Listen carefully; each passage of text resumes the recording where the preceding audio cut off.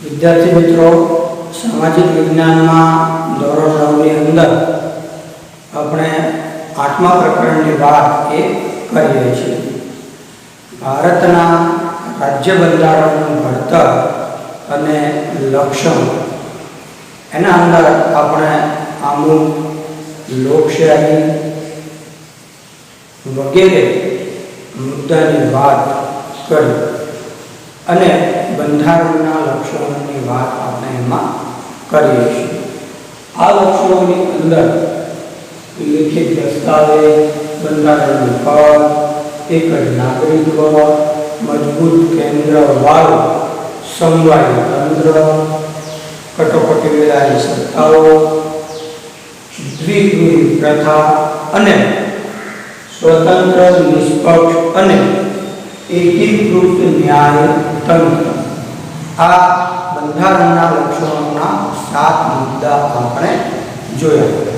એ રીતે એમાં આપણે બંધારણના મૂળભૂત લક્ષણોમાં 8મો મુદ્દો જોઈશું, જેનું નામ છે બંધારણમાં સુધારો।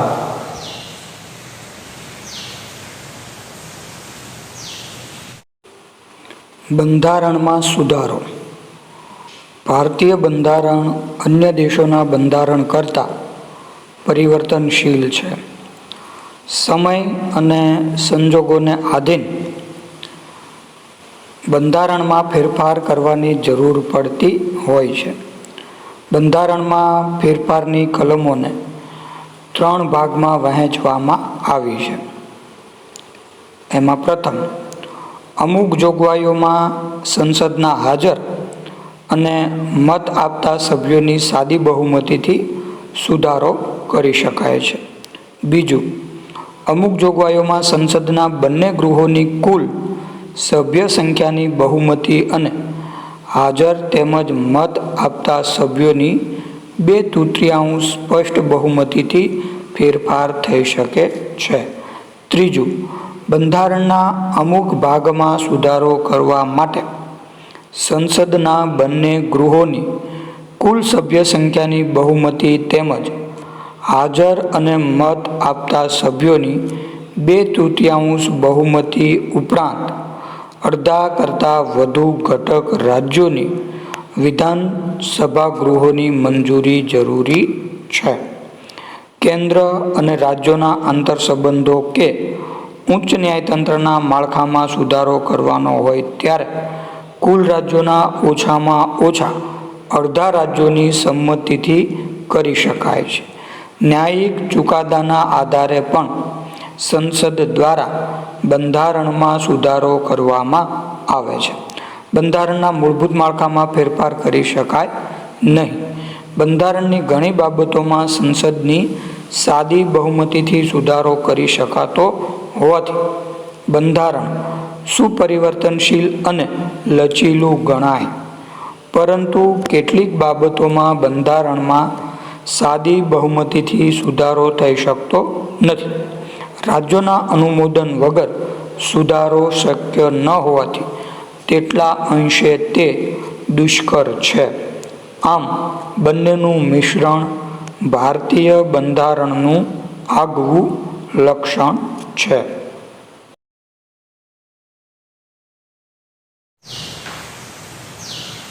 બંધારણમાં સુધારાની દ્રષ્ટિએ ભારતીય બંધારણ સુપરિવર્તનશીલ છે અને એ રીતે સમયાનુસાર બંધારણ કે કાયદામાં ફેરફાર કરવાની જરૂરિયાત ઊભી થાય એવા સમયે બંધારણનું સુપરિવર્તનશીલ હોવું એ જરૂરી બને છે। અને એટલા માટે ભારતીય બંધારણ એ ફેરફારને આધીન સમયાનુસાર જે પરિવર્તનો થાય છે એ પરિવર્તનોને કેન્દ્રમાં રાખીને બંધારણના ઘડવૈયાઓએ દીર્ઘદ્રષ્ટિ વાપરી એમાં સુપરિવર્તનશીલતા મૂકી છે। બંધારણની અંદર 3 પ્રકારે ફેરફાર સુધારાઓ એ કરી શકાય। એ સુધારાની અંદર પ્રથમ, સંસદના બંને ગૃહોમાં હાજર અને મત આપતા સભ્યોની સાદી બહુમતીથી સામાન્ય બાબતોના સુધારા થઈ શકે છે।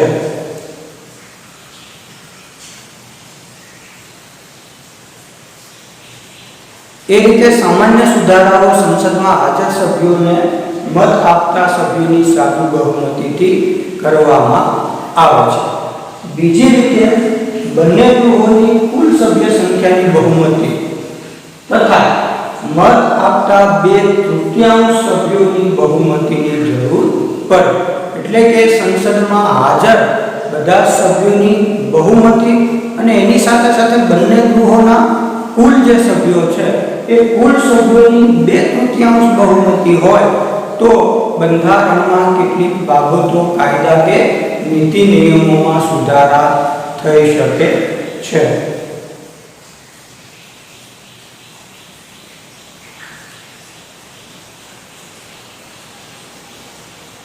ત્રીજી રીતે જે સુધારાઓ છે એમાં સંસદના બંને ગૃહોની કુલ સભ્ય સંખ્યાની બહુમતી અને હાજર સભ્યોની 2/3 બહુમતી, આ ઉપરાંત અડધા કરતા વધારે રાજ્યોના વિધાન ગૃહોની પણ બહુમતીની જરૂર પડે।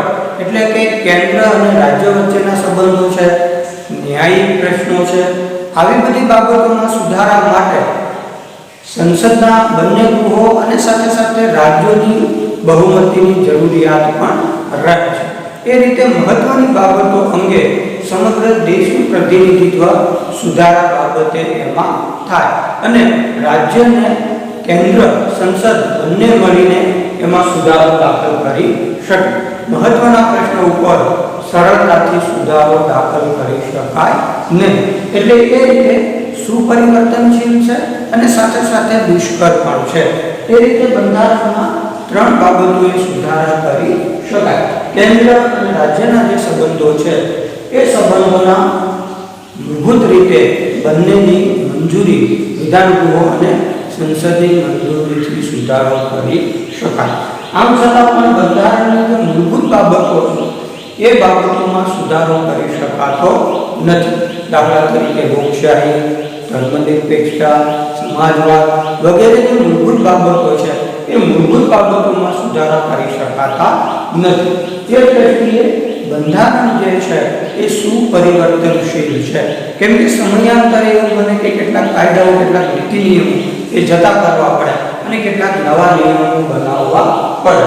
એવા સમયે બંધારણનું લચીલું હોવું એ અનિવાર્ય છે અને ભારતનું બંધારણ આવા પ્રકારનું લક્ષણ એ ધરાવે છે। સાથે સાથે એમાં કેટલાક સુધારાઓ માટે રાજ્યના અનુમોદન અને સ્પષ્ટ બહુમતીની પણ જરૂરિયાત રહે છે। એટલે એ દ્રષ્ટિએ બંધારણ લચીલું હોવા છતાં દુષ્કર પણ છે। કોઈ એમાં સ્વતંત્ર રીતે અથવા તો પોતાની મનમાની રીતે પરિવર્તન લાવી શકે નહીં। એમાં સંસદ અને રાજ્યોની બહુમતીની જરૂરિયાત રહે। એ દ્રષ્ટિએ બંધારણમાં સુધારા કરી શકાય। એના આગળનો જે મુદ્દો છે એ છે સાર્વત્રિક પુખ્ત વય મતાધિકાર। સાર્વત્રિક પુખ્ત વય મતાધિકાર આ અંગે આપણે અગાઉ વિગતે ચર્ચા કરી છે। ભારતમાં બંધારણમાં 18 વર્ષની ઉંમરના તમામ નાગરિકોને કોઈપણ જાતના ધર્મ, જાતિ, શિક્ષણ, લિંગ, આવક, કોમ, મિલકત કે જન્મસ્થાન જેવા કોઈપણ જાતના ભેદભાવ મુક્ત રીતે દરેક નાગરિકને સમાન મતાધિકાર આપવો એ ખરેખર પ્રગતિશીલ અને હિંમતભર્યું પગલું છે। મતાધિકારને કારણે લોકશાહીમાં પ્રત્યેક નાગરિકને ચૂંટણી સમયે પોતાની પસંદગીના ઉમેદવારને મત આપીને ચૂંટવાનો અધિકાર મળે છે। ચૂંટણીઓમાં યુવા મતદારોની ઉત્તરોત્તર વધતી સંખ્યા, સજાગતા, ઉમળકો, મતદાન જાગૃતિના કારણે મતદાનનું વધેલું પ્રમાણ, આમ રાજકીય ક્ષેત્રે યુવાનોની સક્રિયતા એ લોકશાહીની પરિપક્વતા અને સફળતાની નિશાની છે। ભારતીય બંધારણે ભારતના નાગરિકને પુખ્ત વયે મતાધિકાર આપ્યો છે. 18 વર્ષ અને એની વધારે ઉંમરના દરેક વ્યક્તિ ભારતીય નાગરિક જે છે તે મતાધિકારનો ઉપયોગ કરી શકે અને એ રીતે પોતાને બનતા સભ્યોની ચૂંટી એ પોતે મત આપવા સ્વતંત્ર છે.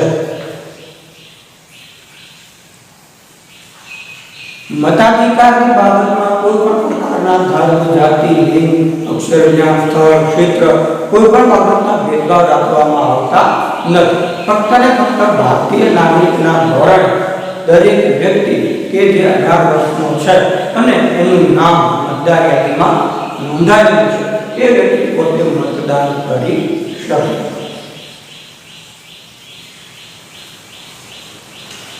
બંધારણે દરેક નાગરિકને સમાન ગણ્યા છે અને એ રીતે સમાન રીતે મતાધિકાર આપવામાં આવ્યો છે. સામાન્ય રીતે આપણને એ બાબતનો ખ્યાલ ન આવે કે મતાધિકાર એ લગભગ સમાન જ હોય, કેમ કે આપણે એ રીતની શાસન વ્યવસ્થામાં જીવીએ છીએ. પણ પ્રાચીન કાળમાં અથવા તો એક સમય એવો હતો કે જ્યારે કેટલીક વ્યવસ્થાઓમાં કેટલાક લોકોને એ મતાધિકાર ન હતા, સ્ત્રીઓને મતાધિકાર ન હતો, સમાજના કેટલાક વર્ગોને એ મતાધિકાર ન હતા. એવા સમયે એ બાબતનો ખ્યાલ આવે કે આધુનિક સમયમાં ભારતે સમાન મતાધિકાર આપીને એક મહત્વનું કાર્ય કર્યું છે. એ રીતે સમાન મતાધિકાર દ્વારા વ્યક્તિ જે છે એ પોતે ચૂંટણીઓમાં પોતાના પસંદગીના ઉમેદવારને એ મત આપી અને ચૂંટી શકે. એ રીતે મતદારને પોતે પસંદગીના ઉમેદવાર ચૂંટવાની તક મતાધિકાર દ્વારા પ્રાપ્ત થાય છે.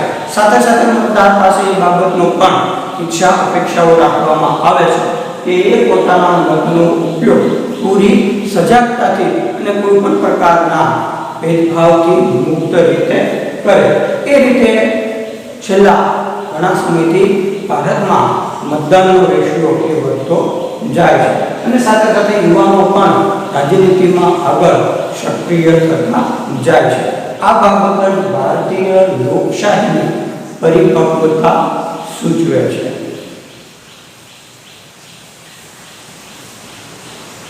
એના પછીનો મુદ્દો છે ધર્મનિરપેક્ષતા, બિનસાંપ્રદાયિકતા. ધર્મનિરપેક્ષતા, બિનસાંપ્રદાયિકતા આ અંગે પણ અગાઉ આપણે આમુખમાં અભ્યાસ કર્યો છે.